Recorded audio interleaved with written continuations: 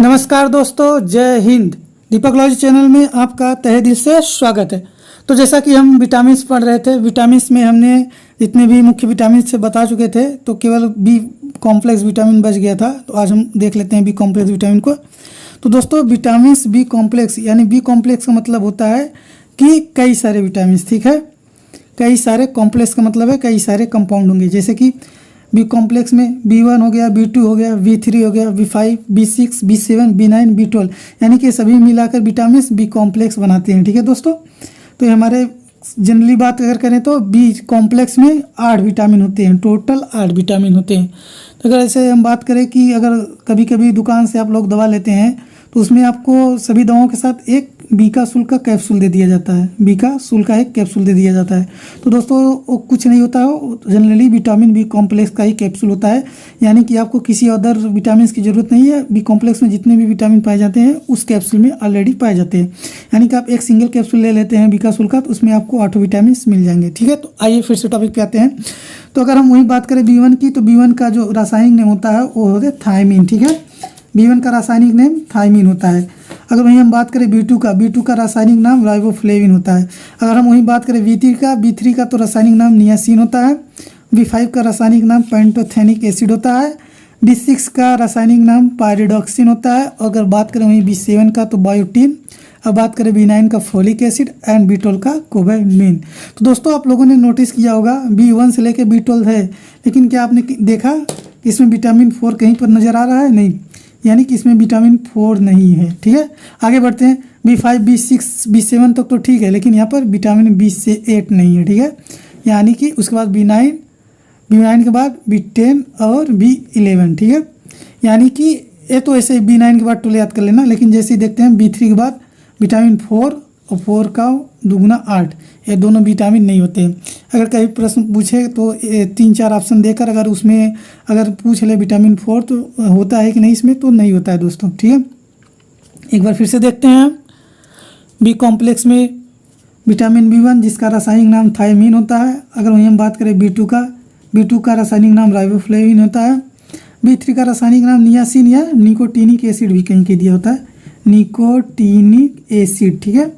Nicotinic acid भी कहते हैं B3 को। अगर वहीं बात करें B5 तो पेंटोथेनिक, पैंट से याद करना दोस्तों, पेंटो मतलब पेंटो शब्द हमेशा 5 के लिए यूज किया जाता है, ठीक है।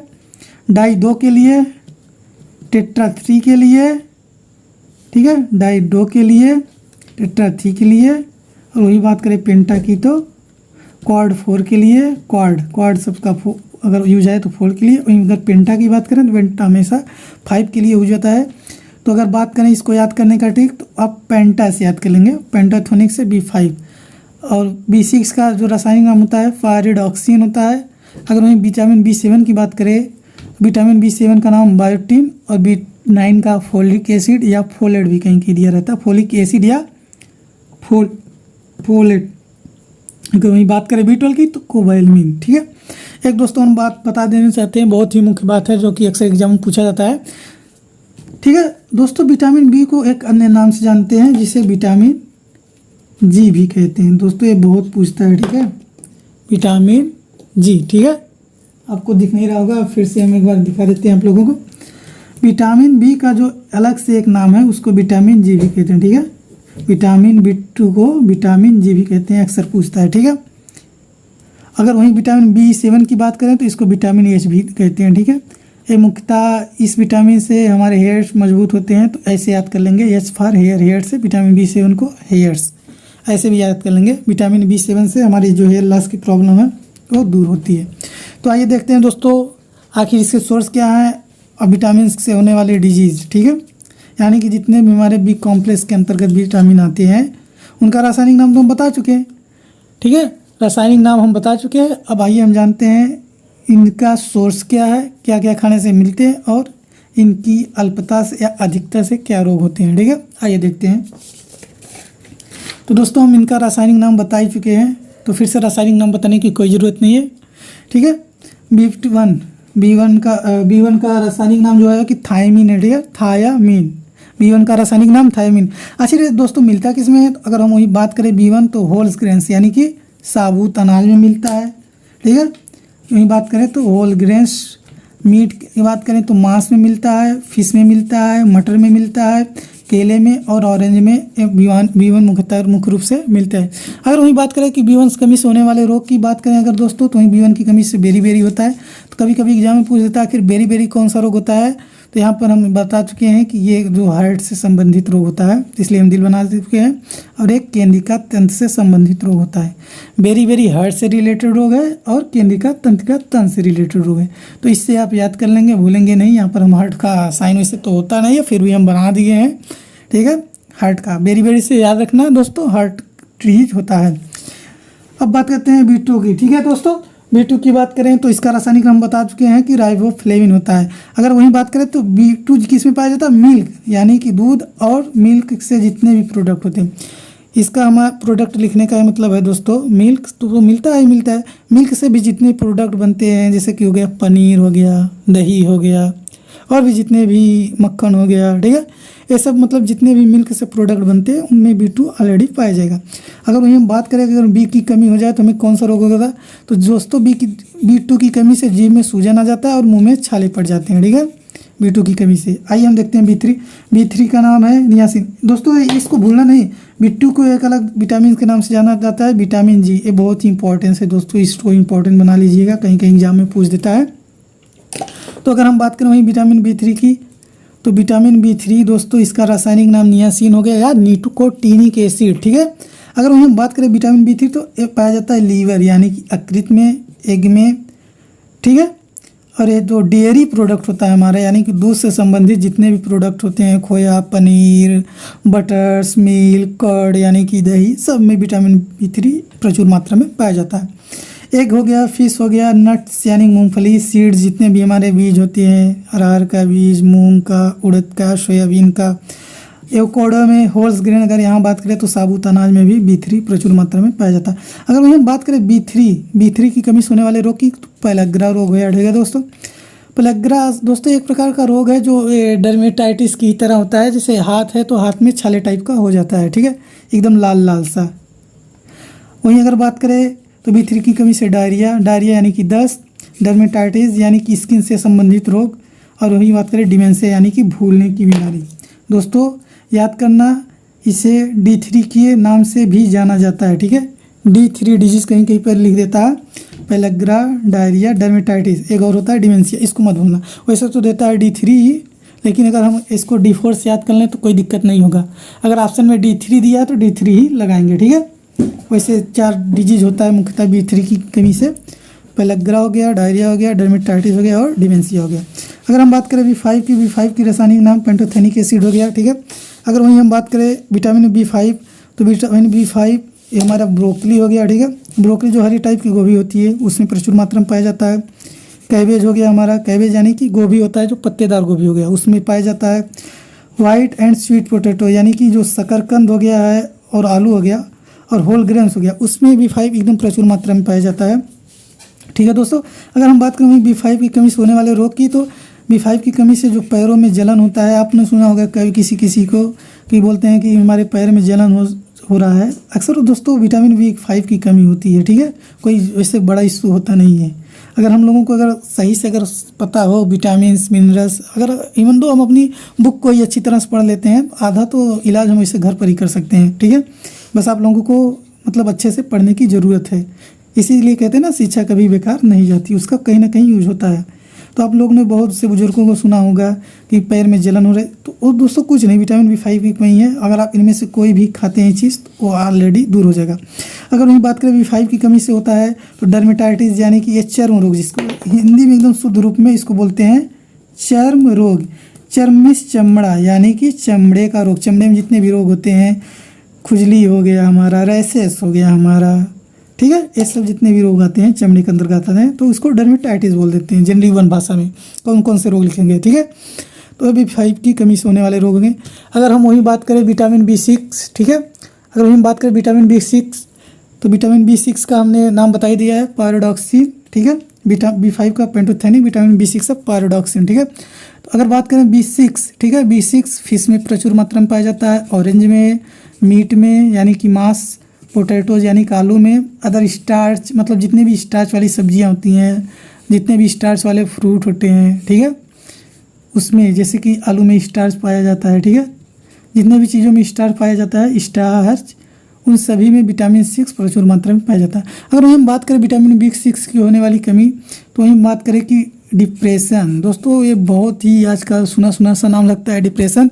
थोड़ा सा कुछ होने के बाद लोग कहते हैं कि ये डिप्रेशन हो गया है। तो डिप्रेशन का अगर शुद्ध मीनिंग देखें तो अवसाद होता है, अवसाद, ठीक है। अगर किसी को डिप्रेशन हो गया है तो उसको भाई विटामिन 6 खिलाइए, ठीक है। अगर किसी को डिप्रेशन हो जाता है तो उसको विटामिन 6 खिलाइए। अगर वही बात करें विटामिन 6 की एनीमिया, ये तो क्या एकदम बढ़िया से याद कर लेना, जो एनीमिया है वो तीन विटामिन की कमी से होता है। एक तो विटामिन B6 तीन के अंतराल में होता है, 6 में 3 जोड़ेंगे 9, ठीक है, यानी कि विटामिन 9 में भी एनीमिया होता है। अब फिर 9 में 3 जोड़ेंगे यानी कि B12, यानी कि B12 की कमी से भी एनीमिया होता है। तो इसको याद करने का ट्रिक है। तो डिप्रेशन और एनीमिया को अगर आप दूर करना चाहते हैं तो विटामिन B6 एकदम प्रचुर मात्रा में है, जो कि फिश, ऑरेंज यानी कि मछली, संतरा हो गया, मांस हो गया, पोटैटोज, अदर स्टार्च युक्त सब्जियों में पाया जाता है। आइए देखते हैं विटामिन B7। दोस्तों ये बहुत ही ज़रूरी विटामिन है, क्योंकि इसको विटामिन H के भी नाम से जाना जाता है। इंपॉर्टेंट बना लीजिए। 2 विटामिन अलग से बताएं। एक विटामिन B को विटामिन G के नाम से भी जाना जाता है, विटामिन B7 को विटामिन H के भी नाम से जाना जाता है। विटामिन H इसलिए क्योंकि ये एक हेयर विटामिन है। अगर हेयर लॉस हो रहे हैं, हेयर फॉल हो रहे हैं, ठीक है, तो विटामिन B7 खिलाइए उसको, ठीक है। तो एक पाया किस में जाता है, पीनट्स में यानी मूंगफली में पाया जाता है, मिल्क यानी दूध में, योग मतलब एक जो अंडे के पीला भाग होता है उसमें, वॉलनट यानी कि अखरोट में प्रचुर मात्रा में पाया जाता है, ठीक है दोस्तों। तो अगर हम बात करें वहीं विटामिन B7 की होने वाली कमी से, तो हेयर लॉस जनरली देखे होंगे आप लोग, तो उसको विटामिन C7 खिलाइए, B7 बताइए जिसका हेयर लॉस हो रहा है। और एक होता है दोस्तों पैरेस्थेसिया, ठीक है। ये 2 रोग मिला जुला कर विटामिन B7 की कमी से होते हैं। आइए हम बात करते हैं विटामिन B9, ठीक है। विटामिन B9 प्रचुर मात्रा में पाया जाता है ग्रीन वेजिटेबल, जितने भी हमारी हरी सब्जियां होती हैं, डेयरी प्रोडक्ट होते हैं जितने भी, यानी दूध से संबंधित प्रोडक्ट, पनीर, मक्खन, दही, दूध, जितने भी हो गए डेयरी से संबंधित। योग यानी कि अंडे के पीले भाग में, और एक सी फूड यानी कि ये जो समुद्री मछलियाँ होती है, समुद्री जितने भी जीव होते हैं, उन सब में B9 एकदम प्रचुर मात्रा में पाया जाता है। अगर वहीं हम बात करें B9 की कमी से होने वाली रोग, तो मेगाप्लास्टिक एनीमिया हो गया, हाँ मेगाप्लास्टिक एनीमिया हो गया, ठीक है। मेगाप्लास्टिक एनीमिया बताए ना, B6, B9 और B12 में एनीमिया नामक रोग होता है, इसमें भी एनीमिया होता है। मेगाप्लास्टिक एनीमिया में दोस्तों जो हमारे रक्त में RBC पाया जाता है, एक RBC यानी कि रेड ब्लड सेल, ठीक है।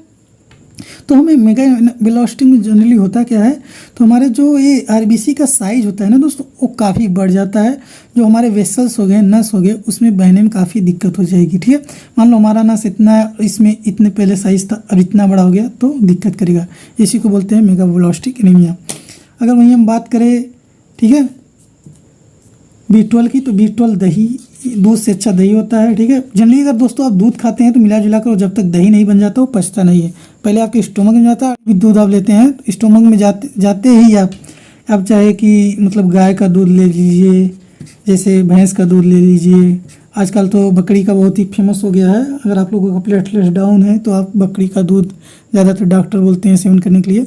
तो आपको स्टोमक में जाता है, ऑलरेडी स्टोमक में जाने के बाद कर्ड बन जाता है यानी दही के फॉर्म में, तब उसके बाद उसका पाचन होता है। इसलिए कहते हैं ना कि दूध से अच्छा या दूध से बेहतर तो दही है, इसलिए हमें दही का सेवन करना चाहिए। तो आइए देखते हैं, विटामिन B12 दही में पाया जाता है। ये जो बारिश की पानी होती है ना दोस्तों, बारिश की बूंदे भीगने में तो बहुत अच्छा लगता है ना, जनरली वो पीने में भी बहुत अच्छा होता है। तो अगर आप उसको पीते हैं तो आपको प्रचुर मात्रा में B12 मिलेगा, जिससे आपकी पर्नीशियस एनीमिया नहीं होगा। और लाल स्ट्रॉबेरी जीभ, कभी कभी देखते हो जीभ एकदम लाल सी हो जाती है, स्ट्रॉबेरी की जैसे, स्ट्रॉबेरी एक फल होता है, ठीक है, तो उसके जैसा हो जाता है, और एक पर्नीशियस एनीमिया हो जाता है, ठीक है। तो पर्नीशियस एनीमिया में दोस्तों इसका जो साइज हो जाता है ये ऐसे हो जाता है, RBC के साइज जनरली ऐसे बाइकॉनकेव होता है, तो इसमें सीकल सेल हो जाता है, मतलब एक ही साइज हो जाता है, ठीक है दोस्तों। आई होप कि ये क्लास आप लोगों को बहुत अच्छे से समझ में आई होगी। हम आशा करते हैं ये क्लास आप लोगों को बहुत अच्छे समझ में आई होंगी। हम आशा करते हैं कि आप लोग सब्सक्राइब करेंगे, लाइक करेंगे और अपना राय कमेंट बॉक्स में ज़रूर लिखेंगे, ज़रूर बताएंगे कि आपको ये क्लास कैसी लगे। तो दोस्तों ऐसे ही हमारी क्लास कंटिन्यू रहेगी। आप साइंस की क्लास देखने के लिए दीपक लॉजिक चैनल को सब्सक्राइब कर लें, ठीक है। जो भी लोग अभी तक सब्सक्राइब नहीं किए प्लीज़ सब्सक्राइब कर लें और लाइक शेयर ज़रूर करें। और आपकी क्लास ऐसे कंटिन्यू रहेगी दोस्तों। ये क्लास 10th के लिए जो भी प्रिपरेशन कर लिए है उनके लिए भी ये क्लास बहुत ही मददगार होने वाली है। अगर बात करें इस क्लास की, तो फाउंडेशन बैच है, एकदम बिल्कुल फ्री है। आप लोगों को जीरो से हीरो बनाया जाएगा, यानी कि जो एनसीईआरटी बेस जितने भी क्वेश्चन है आपको एनसीईआरटी बेस क्वेश्चन कराए जाएंगे, एनसीईआरटी बेस कंटेंट दिया जाएगा। ठीक है दोस्तों, चलते हैं, मिलते हैं नेक्स्ट वीडियो में। तब तक के लिए धन्यवाद। जय हिंद।